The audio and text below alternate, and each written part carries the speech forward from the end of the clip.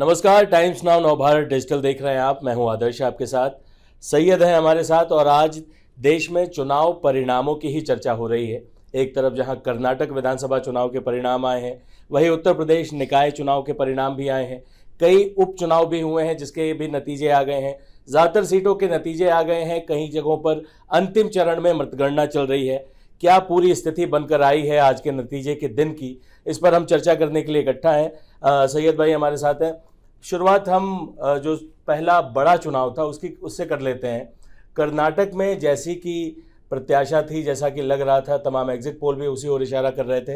कांग्रेस पूरी बहुमत के साथ आई है और इसमें इस बार लग रहा था येदियुरप्पा जैसा जो कद्दावर नेता जिसने दक्षिण भारत में बीजेपी के लिए पहली बार कमल खिलाया था, वो एक तरह से लग रहा था कि शायद सौतेले बेटे हैं। उस तरीके से चुनाव में थे भी नहीं। कर्नाटक के चुनाव परिणाम पे मैं संक्षिप्त आपकी टिप्पणी चाहूंगा फौरी। बिल्कुल सही कह रहे हैं आप आदर्श। जिस तरह से हम एग्जिट पोल्स में देख रहे थे, चुनाव प्रचार के दौरान देख रहे थे, बीजेपी के खिलाफ कहीं ना कहीं वहाँ पर एक तरह की एंटी इनकम्बेंसी थी। बहुत सारे मुद्दे थे। करप्शन, खास तौर से कांग्रेस ने जिस तरीके से ज़मीन पर उस मुद्दे को बनाया, और कांग्रेस का जो कार्यकर्ता था वो जी जान से, और वहाँ का जो कांग्रेस का हाईकमान, कांग्रेस के जो शीर्ष नेतृत्व था, वो कहीं ना कहीं बहुत ज़्यादा जिसे कहें कि एक्टिव दिखाई दे रहा था शुरू से इस पूरे इलेक्शन के दौरान। और इन्हीं सब मुद्दों को उसने जो है ज़मीन पर लड़ा और बीजेपी को फाइट दी वहाँ पर। और लास्ट में वही हुआ कि बुमई जो सीएम थे वहाँ के, उनको लेकर काफ़ी लोगों में नाराज़गी थी। वहाँ के आम जनता में जो बातें निकल कर आ रही थी, तो पब्लिक ने कांग्रेस को एक बार फिर से वहाँ पर मौका दिया है। और कर्नाटक में एक ऐतिहासिक जिसे कहें जीत हुई है, क्योंकि अब तक हम देखते आए कर्नाटक में कोई एक दल बहुत मुश्किल से जिसके पास मैंडेट पूरा कभी नहीं आया है। इससे पहले हम देखें तो जेडीएस जो है मौका छिन गया जेडीएस से किंग मेकर बनने का। किंग मेकर की भूमिका में वो कई बार रहती थी, लेकिन इस बार जो है सीधे तौर पर कांग्रेस को मैंडेट मिला है वहाँ पर। और जो कर्नाटक का नतीजा है उससे कुछ लोगों को नुकसान ज़रूर हुआ है। जैसे कुछ रिजॉर्ट वाले बहुत दुखी होंगे कि कई विधायक जो आने वाले थे वो नहीं आ पाएंगे। जेडीएस बहुत दुखी होगी क्योंकि इनको जो सौदेबाजी करने का मौका मिलने वाला था वो नहीं मिलेगा। तो प्रचंड बहुमत किसी भी दल की तरफ आए, वो लोकतंत्र के लिए मेरे ख्याल से एक बेहतर नतीजा है, बजाय कि आप क्योंकि कर्नाटक में हमने नाटक देखा था पिछली बार, और वो जनता का भी पैसा उसमें बर्बाद होता है और तमाम लोकतंत्र के लिए भी वो अस्वस्थ परंपराएं शुरू होती हैं। बिल्कुल, कई चुनावों में हम ये देख चुके हैं कि रिजॉर्ट पॉलिटिक्स किस तरह से होती रही है। और अभी भी जो है कहा जा रहा है कि कांग्रेस ने एक रिजॉर्ट बुक कराया था कि तमिलनाडु ले जा रहे हैं। हाँ, अगर ऐसी नौबत आती है, हाँ, और ले जाते हैं वहाँ पर, अगर ऐसी नौबत आती है तो वो रिजॉर्ट उन्होंने बुक कराया है और अपने विधायकों को वहाँ वो ले जाएंगे जब तक सरकार का पूरा तरह से रास्ता साफ नहीं हो जाता। तो मतलब आप तमाम जनता जनार्दन खुद ही सोचिए कि हमारे जो माननीय नेता होते हैं उन पर कितना कम भरोसा उनके ही दलों को होता है, चाहे वो कांग्रेस के हों, बीजेपी के हों। तमाम दलों में ऐसी स्थिति है, खासकर कर्नाटक में ये देखने को मिला था। लेकिन जो हमारा दर्शक वर्ग है, जो हिंदी हार्टलैंड का दर्शक वर्ग है, उसको उत्तर प्रदेश के निकाय चुनाव में बहुत दिलचस्पी थी। और निकाय चुनाव जो है वो उसमें आम जनता निकल कर वोट करती है और पूरे उत्तर प्रदेश में निकाय चुनाव हुए।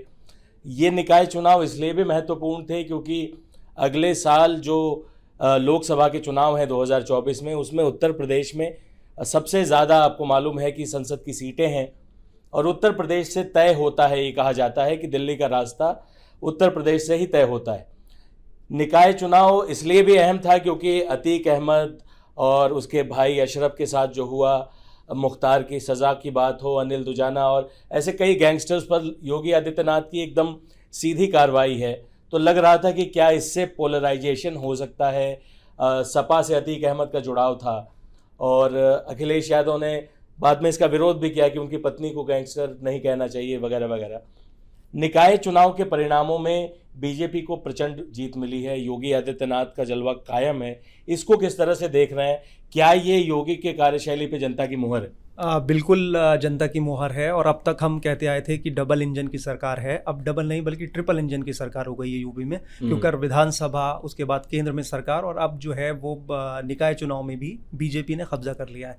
सो अब आप ये सही कह रहे हैं कि जिस तरीके से ये पूरा माफिया राज, इसको लेके 3-4 महीने से जो चीज़ें चल रही थी पूरे उत्तर प्रदेश में, उसके बाद योगी आदित्यनाथ का एक्शन और अतीक अहमद को लेकर और बाकी सारी चीज़ें अभी, तो उन सब चीज़ों को देखते हुए अब जो पब्लिक ने जो मैंडेट दिया है बीजेपी को निकाय चुनाव में, वो वाकई ये दर्शाता है कि पब्लिक जो है वो कानून व्यवस्था के मुद्दे पर वोट कर रही है योगी आदित्यनाथ सरकार को। और ये जाहिर सी बात है कि दिल्ली का रास्ता यूपी से होकर गुजरता है। 80 लोकसभा सीटें हैं यूपी की, बहुत महत्वपूर्ण हैं। अगर देखा जाए तो देश की जो सरकार है वो उसका पूरा दारोमदार कहीं ना कहीं यूपी से तय होता है, क्योंकि सबसे ज़्यादा सीटें वहाँ से आती हैं। तो अब जो है वो यूपी में एक तरह से ट्रिपल इंजन की सरकार हो गई है, पहले डबल इंजन की सरकार थी। ये आपने एक नया आइडिया दे दिया है। बहुत आश्चर्य नहीं होगा मुझको अगर आने वाले समय में बीजेपी अपने कैंपेन में ये ट्रिपल इंजन भी इस्तेमाल करने लगे।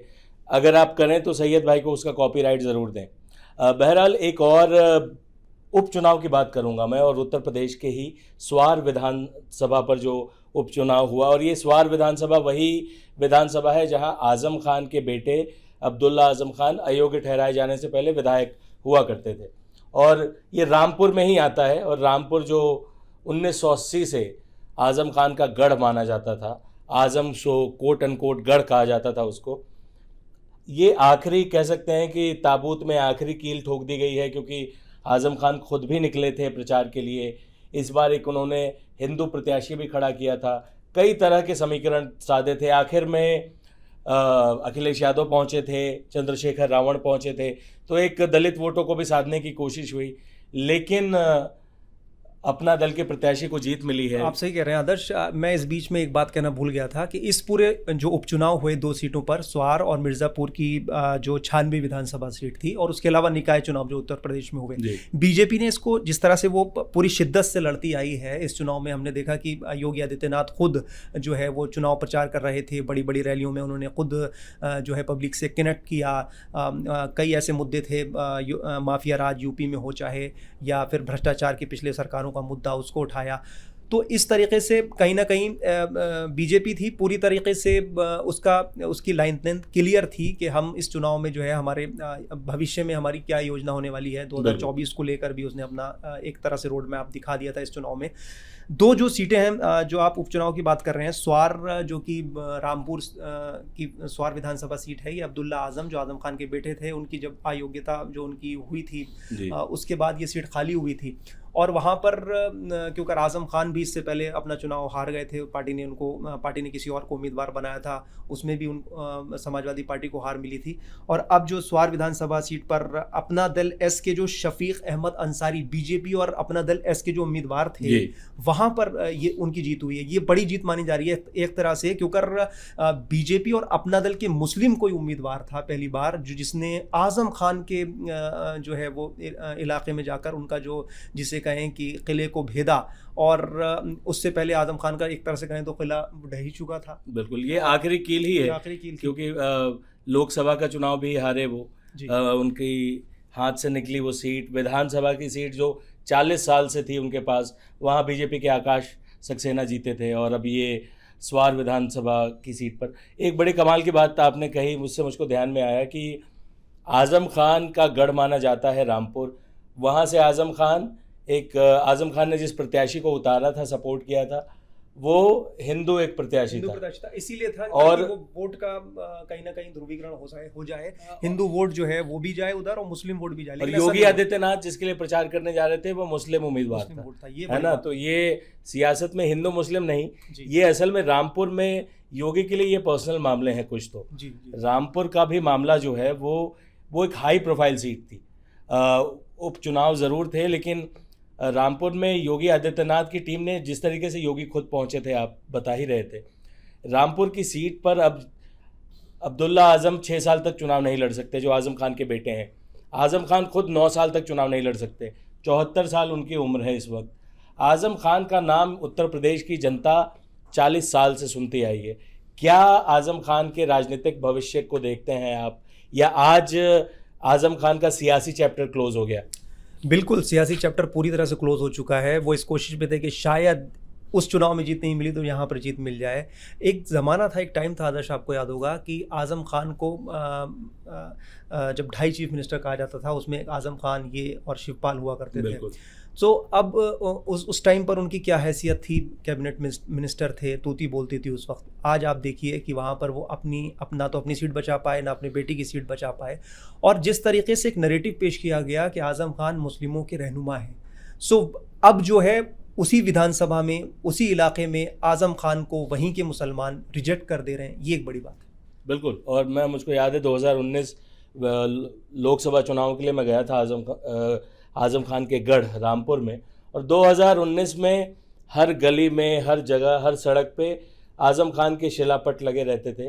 वो इलाका, तो वो दौर दूसरा था, ये दौर दूसरा है। 2019 के बाद जब 2024 का चुनाव होगा, लोकसभा चुनाव का, तो उसमें आज़म खान की भूमिका वो बिल्कुल नहीं रहेगी जो 2019 में थी।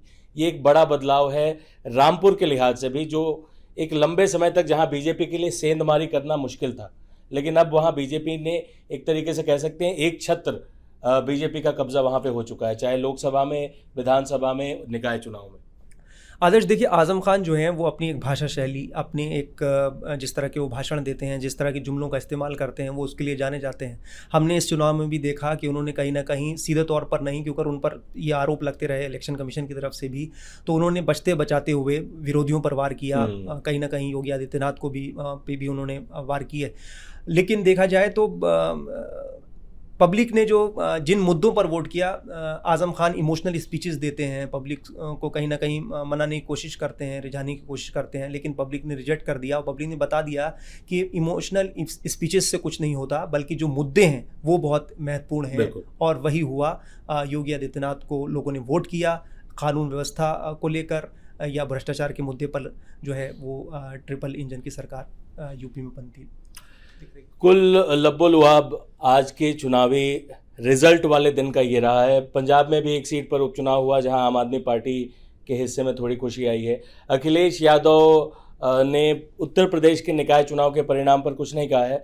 कर्नाटक के चुनाव पर ज़रूर कहा है कि वो इससे बहुत खुश हैं, और ट्विटर पर कुछ लोग अब्दुल्ला दीवाना भी ट्रेंड करा रहे हैं। शायद कुछ कनेक्शन हो दोनों का।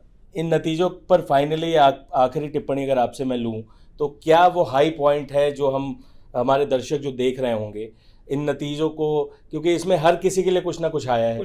कांग्रेस के लिए एक बड़ी कामयाबी है कि कर्नाटक में लंबे वक्त के बाद कर्नाटक में पूर्ण बहुमत से उनकी सरकार बन रही है। ये एक बड़ी कामयाबी कांग्रेस के लिए है। उत्तर प्रदेश जो कि देश का सबसे बड़ा सियासी सूबा है, वहाँ पर बीजेपी के प्रचंड जीत ने बीजेपी के लिए एक बहुत बड़ी खुशखबरी की खबर लेकर आए हैं। और आम आदमी पार्टी को भी एक सीट मिल ही गई है। वो जिस तरह के सियासत आम आदमी पार्टी की जैसी भी हो, आम आदमी पार्टी चर्चा में बने रहने का हुनर जानती है। और इन परिणामों के अलावा आपकी आखिरी टिप्पणी में जानना चाहूँगा। आदर्श, इन तीनों चुनाव में, चाहे हम कर्नाटक ले लें या फिर उपचुनाव जो हुए और निकाय चुनाव, उसमें जो एक बात कॉमन निकल कर आ रही है वो ये है कि मुद्दे अहम होते हैं। यानी मुद्दों पर आधारित राजनीति होनी चाहिए, और वो हमें देखने को मिला। कर्नाटक में ये चीज़ देखने को मिली, यूपी निकाय चुनाव में देखने को मिली। जिस तरह से लोग माफिया राज को लेकर लोग परेशान थे, तंग थे, और योगी आदित्यनाथ ने उन माफियाओं पर शिकंजा कसा, और उसके बाद ये परिणाम हमारे सामने है। इसी तरह से कर्नाटक में भ्रष्टाचार का मुद्दा, और बाकी जगह भी। तो मुद्दों पर आधारित राजनीति, ये देखने को मिला हमें इस चुनाव में, और उसी पर लोगों ने वोट भी किया। चलिए, अगर इस तरह के संकेत निकल कर आ रहे हैं चुनाव परिणाम से, तो ये मेरे ख्याल से लोकतंत्र के लिए एक अच्छी बात है कि अब लोग जो है ज़मीनी मुद्दों पर वोट करते हैं, और आप पब्लिक को टेकन फॉर ग्रांटेड भी नहीं ले सकते। यानी अगर आपको सियासत की सत्ता की कुर्सी थमाई गई है, तो आपको काम भी करना पड़ेगा, डिलीवर भी करना पड़ेगा, अपेक्षाओं पे खरा भी उतरना पड़ेगा।